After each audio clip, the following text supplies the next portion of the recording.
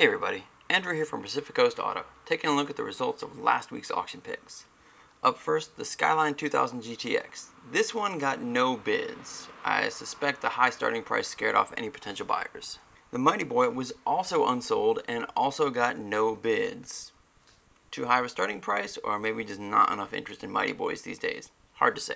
The Skyline GTS-T with the custom livery did get some attention, but not enough to sell it. It was only bid up to $45.20. The Dodge Challenger was another unsold car and also got no bids. Again, probably a victim of the high starting price. The Signet, we don't know what happened with. It was unsold, but I don't know if it had any bids or not because USS, basically.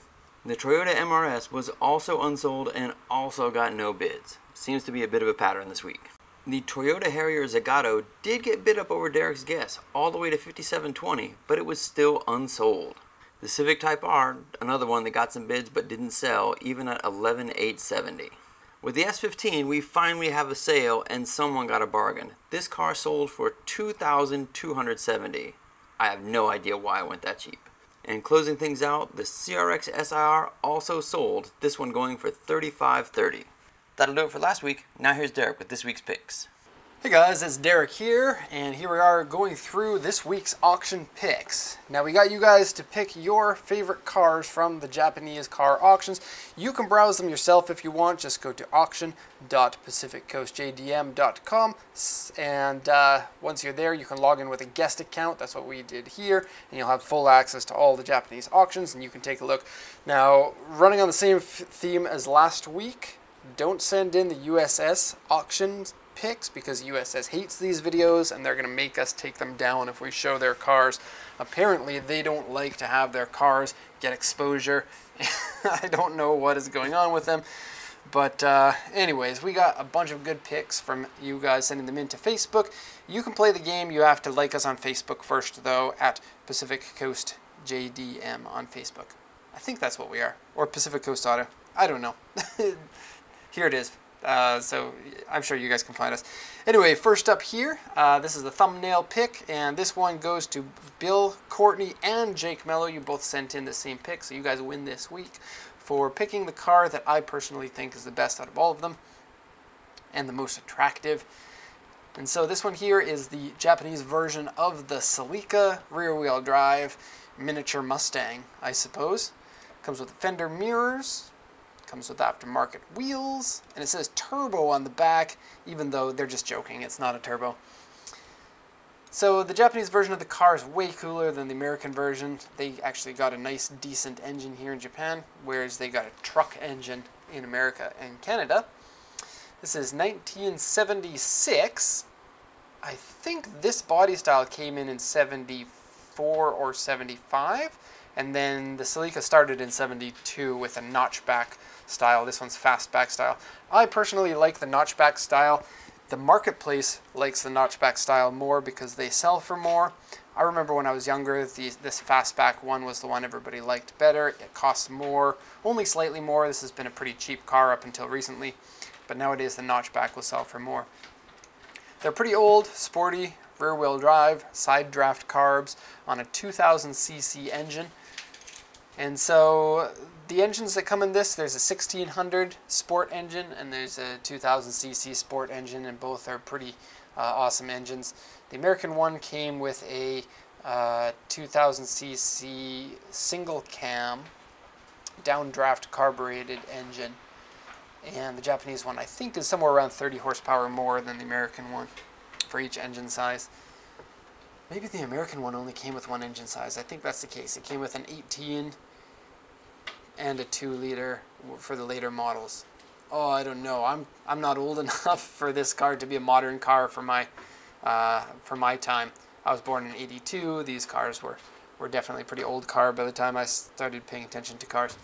Anyways, this one has unknown mileage, 5-digit odometer on this, and so we don't know how many times it's rolled over. It's an auction grade R because it's been in an accident, and exterior and interior are both E, and so it's in pretty rough shape. If you look at the diagram here, we have corrosion on both front pillars. In fact, with these nice big pictures, you can see the corrosion on there. Some rust on the front bumper, corrosion at the front lower section here, some corrosion on the side sill on this side, And lots of dents, repaint marks. Orange isn't the original color. It says it's been color changed, but they don't say what the original color was. It says this is the first time at auction. That's pretty rare for a car that's this old. And it says Solex carbs. And so that's going to be a dual side draft and a twin cam engine. I believe it's an 18RG engine in this one instead of the 18RC engine in the American one. Okay, so a lot of stuff to go over here. I'm not going to go through it all. Let's just pick out some of them. The accident damage is the front pillar has been replaced. Front cross member has been replaced. Front inner panel dented and repair marks. Core support has been replaced. Engine has white smoke, only slight white smoke, but probably head gasket's gone already. Underside has large corrosion in it. Engine room has rust. AC doesn't work. And then a bunch of other stuff about the interior. So it looks like it needs a full restoration. You can drive it as is. It will still drive. And these are pretty reliable cars, but it's going to slowly deteriorate over time. And you have to be okay with that. Otherwise, it could be a money pit. Or you can start the full restoration on it, which it looks like it needs a lot. We're starting here at 600,000 yen. I think that we won't see this go for more than about 800,000 yen. Okay. And wow, about the Silvia S15 from last week. I can't believe how cheaply that one sold. That was a shock. That's pretty uncommon for something to sell that cheaply.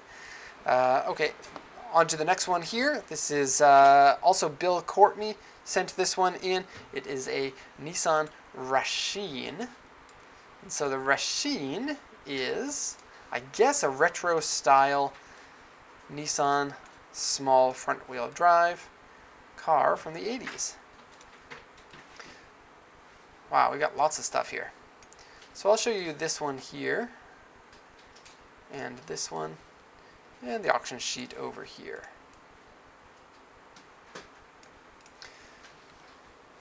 Okay, so I don't remember the first year that these were made. I said 80s, I think it was probably 92 or something like that, 93. It was the tail end of this group of cars Nissan made in the 80s, starting with, I believe, the BE1, and then the POW, and then the Figaro, and then the Rasheen was the last one.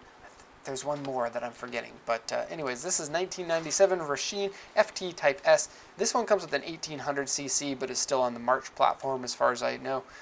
Auction grade R, interior B, 80,559 kilometers on it. Aftermarket 17-inch wheels, lowered. Wooden look panels. They look pretty terrible though. Okay, steering wheel cover on it. I absolutely hate these steering wheel covers. I think they're the worst invention ever made. Sunroof on this. Looks like a full canvas top. Could be wrong about that.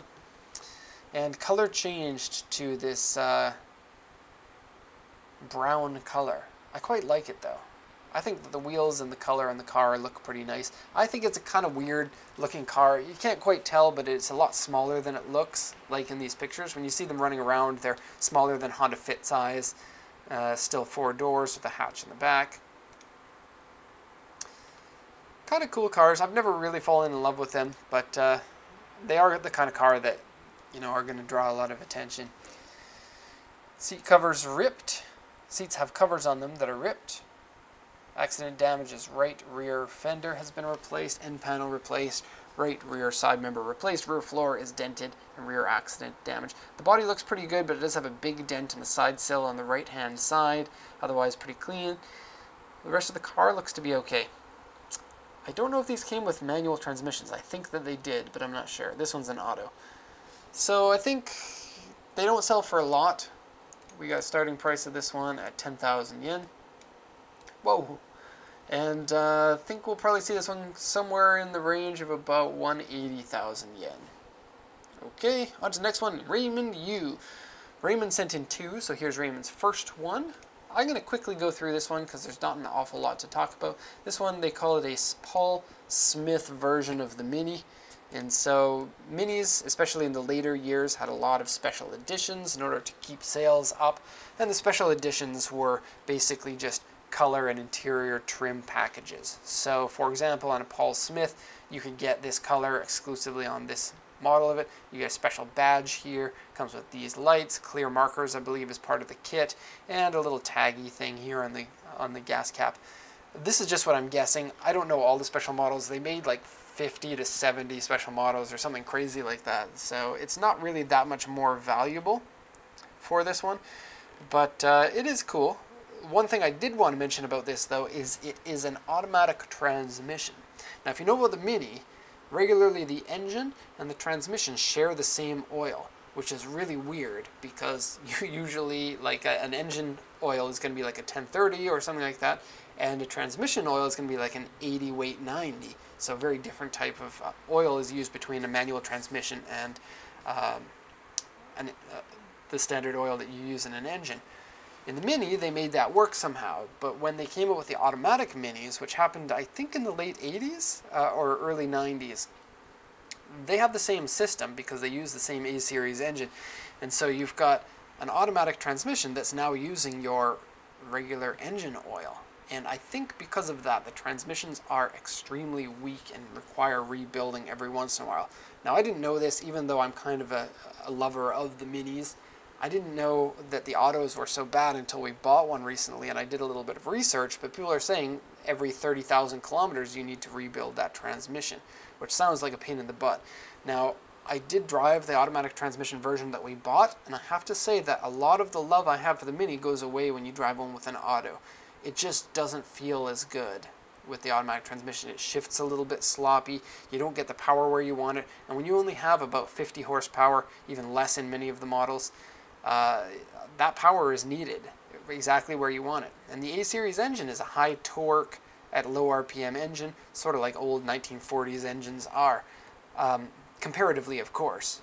It's not a high torque engine, but compared to the amount of horsepower, it's not like modern engines that usually rev higher and have the torque higher in the RPM band. And so automatic ones I would highly stay away from, so don't buy this car. So Aksha says that it's been in an accident here, 88,461 kilometers. Front inner panel has been replaced, and they have clamp marks on a section of the front inner panel from the repair. Exterior has paint fade, the body condition looks pretty good. Would be a good car if you swap out that transmission. And Minis are simple cars, so if you're looking for a project, they make a really good amateur project car because they're pretty easy to work on. You just have to have pretty small hands for some of the engine bay parts. Okay, so can't see this selling for an awful lot. I'm going to say 160,000 yen on this one. Okay, on to the next one. Next one, also from Raymond Yu, is a Starlet Glanza Turbo. And we haven't bought a lot of these. I think that a lot of people don't even know about them, and that's why. And so this is a front-wheel drive hot hatch made by Toyota with a 1.3-liter turbocharged engine. Doesn't put out a lot of horsepower. It's somewhere in the range of 100 or so, but they're really, really fun to drive, and you can up that boost if you want a little bit more. This one doesn't look like it's in particularly good condition just looking at the pictures. It looks like it has some paint fade on it, but the black Watanabe wheels on it look pretty cool, and they're really light. I think around 890 kilograms or something like that. And so they could be an extremely fun to drive car. Not super fast, but fun to drive. 1997 Turbo Glanza, auction grade 3.5 with interior grade C, 165,976 kilometers with 5-speed manual. Almi wheel, which means aluminum wheels for somebody who doesn't know how to spell that. Turbocharged manual back spoiler. Yes, because we could all use a back spoiler. Condition seems to be pretty good. This, I think, this is the first one today that's not an R grade. Let's see, R grade, R grade, R grade, E. Okay, so peeling paint on the hood, roof, and the back, but otherwise pretty good. Steering wheel is peeling, rear spoiler has paint peeling on it, various scratches and dents, and aftermarket suspension. Oh, and a big scratch on this side. That's bad. Stock exhaust.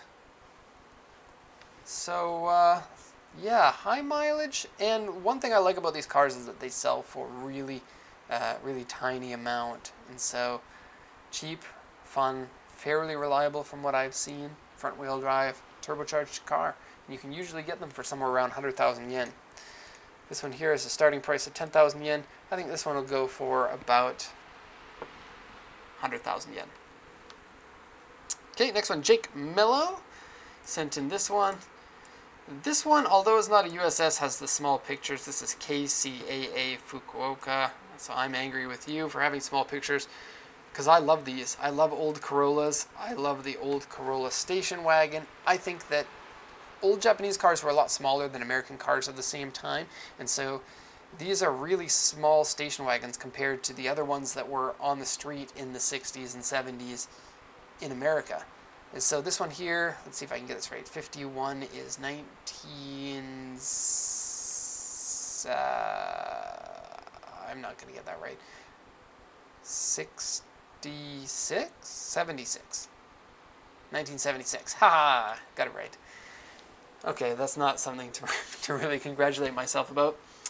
Looks like it needs a lot of work. The engine needs to be replaced, but it has... Oh, wow, look at this. 2TG engine swap. The 2TG is a 1600cc twin cam that puts out 120 horsepower, and it's carbureted. So a carbureted 120 horsepower out of a 1600cc was really high performance in that day. And it's a lovely engine, super reliable, and can do modifications pretty well. Very good aftermarket support, and was heavily used in racing for years and years and years. Nowadays they're getting a little bit rare, but a lovely engine. So we have a rear-wheel drive with an engine that's basically the same power as a 4AGE. Exhaust header, Solex side draft carbs, dual carbs, so one for every 2 cylinders. So that's really cool. Originally, I don't know what engine would have come in this car, probably somewhere in like 1800cc engine, not sporty engine, but very cool to have that sports engine in it. And this is the engine that was in the 11 GT Apex, the original ones from the 70s, and was also in the Celica. So it was the 1600cc sport engine that was in the Celica. And it says the engine doesn't work, which is sad, but it is cool that it's in there, even though it doesn't work. Something's wrong with it. It doesn't say exactly what's wrong with it, but it needs to be replaced. And dashboard is cracked, seat ripped, various other things for such an old car. It looks like there's some corrosion, some really bad paint in various areas. So it looks like it needs a little bit of help, but it is cool. This is a car that I would drive as is. Even with the broken engine, I would just drive it until the engine just goes kaput. I don't think that it would be overly damaging on the engine to drive it in the current state that it's in, more so than just rebuilding it from where it is. And so, hopefully that makes sense. It almost didn't make sense to myself. Auction grade 3. Really hard to price something like this. I'm going to guess 300,000 yen on it.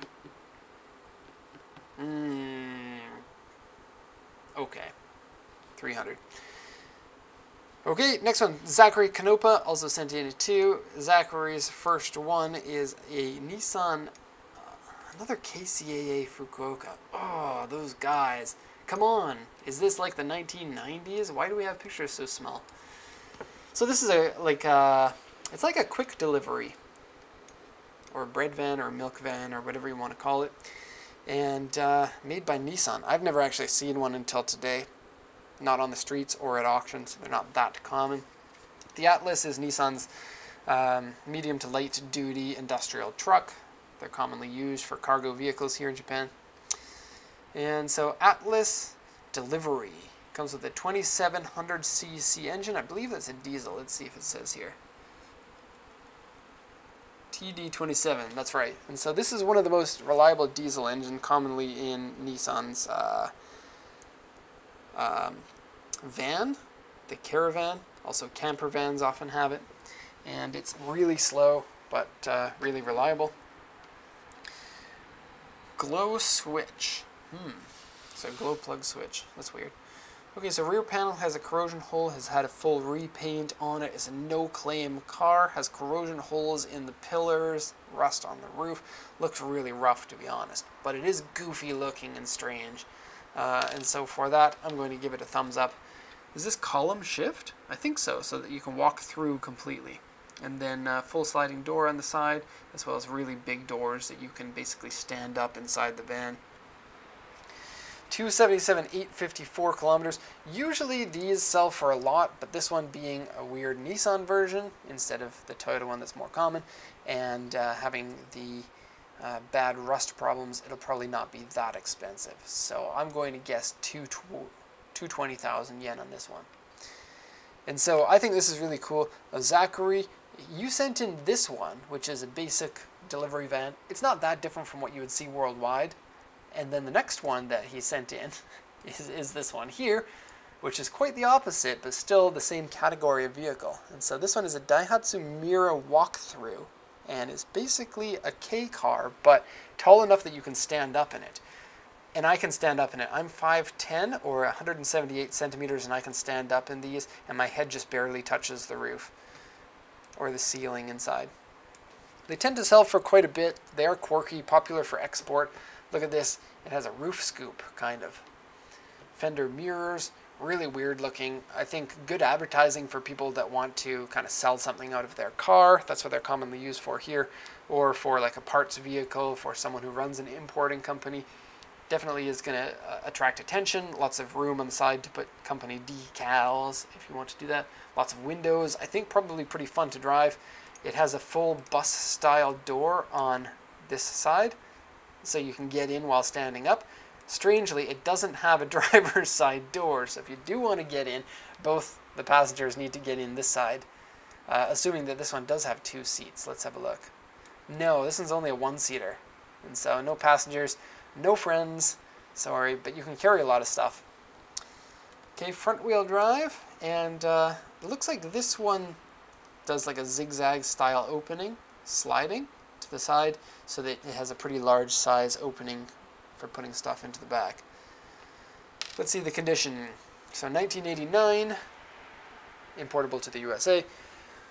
550cc engine is rather on the small side. It is a K car, but only 2 years after this, or 1 year after this, they changed to 660cc's. Auction rate RA with interior, exterior E, so it's a pretty bad condition car. Repainted to this green color. And what does it say here? Something about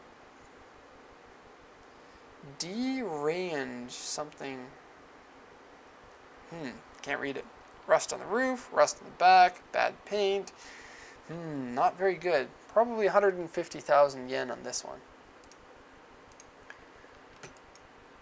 Okay, so next one. Zach, no, you're done. Sean William Bellamy gave us an Alto Works.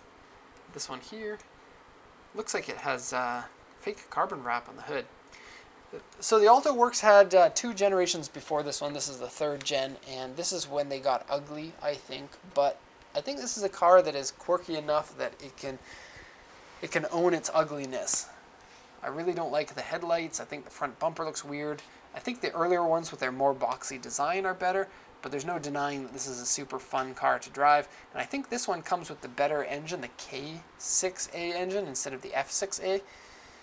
And so, auction rate 3.5, interior B, exterior B, this is a 1999, and the RSZ, so that's 4-wheel drive with the 64 horsepower. And it doesn't sound like a lot, but it's pretty quick as is and can handle modifications really well. Okay, the body looks a lot of marks, but everything's small. Underside has corrosion, so that's, in my opinion, that's something that disqualifies a car from wanting to bid on it. I don't like undercar corrosion. Usually it doesn't affect the price that much from what I've seen, and so worth it to just find one with a better underside. Hood wrapping has been done, and the grille has been painted. Or the duct has been painted. Seat is saggy, headlights are cloudy, exterior paint fade and paint peeling. Not that good. 106, 864 is kind of medium mileage for this. Okay, I think 70,000 yen on this one is going to be my guess. And it looks like you get sports seats in it. Neat. Okay, 2 more to go. Grant Glaze sent us in this one, and this is a Lotus Europa. and everybody knows the Lotus 7. This is probably their third most famous car. The Esprit would probably be their second most famous, and this would be the third most famous, maybe. But it's definitely past the line where people know what the car, like the general population know what this car is. Like, for example, a Diablo, even people who don't love cars know about that. Same with a Lotus 7 or a Lotus Esprit, kind of, but this one's definitely past that line. And so it's a car that's made out of fiberglass, and so the body is generally not dented that much. They're pretty popular here in Japan, especially in this paint scheme with the gold pinstriping. And so if you do want a Europa, Japan's the place to get them from. So they're a mid-engine car with a rear-wheel drive, and the party piece of this is that they're ultra light. I think they're somewhere in the range of about 700 kilos or 650 kilos, and so extremely, extremely light because they're made out of fiberglass. This one here is a 1976 model, starts at $1,000,000 yen, mileage is unknown on it, 4-speed manual transmission, no AC. It looks like it's actually in miles, and so this one is maybe an imported one. Okay, R grade, interior, exterior C. Paint is peeling in various areas, so it looks like it needs a bit of a restoration. Underside has some corrosion, so it does have a steel frame. It's just the body that's fiberglass. Headliner is coming down, engine oil leak. Interior has lots and lots of notes about it, so we're not going to get into that. Some of them I can't even read. It's an old car, so be careful, it says. And yeah, probably going to need a lot of work. These cars are ultra small inside. I've sat in a few of them, and I'm a fairly small person and could barely fit into these. They are much, much smaller than a Miata inside. And they are small cars. I think that this is smaller than a Miata on the outside too. And then look at the rear window. Very, very, very tiny. It's like a mail slot. Kind of quirky looks, especially with this high rear deck. But yes, you have to fit the engine in there somewhere. And the front is so low. Like, this is where your knees are. Is right here. So that's how small these things are. 1.4 will be my guess on this one. Okay, and on to the very last one here. I forgot about this one. Okay, so this is a bus that looks like a lion. It sort of looks like a lion. And this type of bus would be popular at zoos as a shuttle bus to get from one end of the zoo to the other end. And I think that they date themselves pretty bad with the front end like this and the top. Pretty quirky. You're limiting who you're going to sell your car to when you have something like this, so not a lot of people want them. I guess they could be used for like kindergartens or preschools, but the seats inside are full-size seats, you can see here, not converted to miniature seats for the preschool. 264, 266 kilometers, pretty high mileage for one of these styles of buses. Maybe this is a bus that's actually driven on the street to the nearest train station here in Japan to pick up the people for the zoo. Peeling paint on the front, so when your paint is as elaborate as this, the peeling paint is hard to repair without redoing it. You know what would be cool though is to redo it and have this as like a bus for a heavy metal band and make it like crazy, like, I don't know. I think it could be done really cool that way, but you'd have to be a very specific type of heavy metal band to want to have a lion bus imported from Japan and then paint it crazy. Yeah, price-wise, I don't really know. Starting price 300,000 yen, maybe 400,000 yen, so I guess that's what I'm going to go with. And so that'll be the end of the video here, and so I hope you enjoyed this one. We're going to be back next week, so thank you everyone for participating. If you want to do this yourself, you can head to auction.pacificcoastjdm.com. You can check the auctions there, and then you can send in the pics to our Facebook page. So thank you everyone who made it this far, and I'll see you again next week.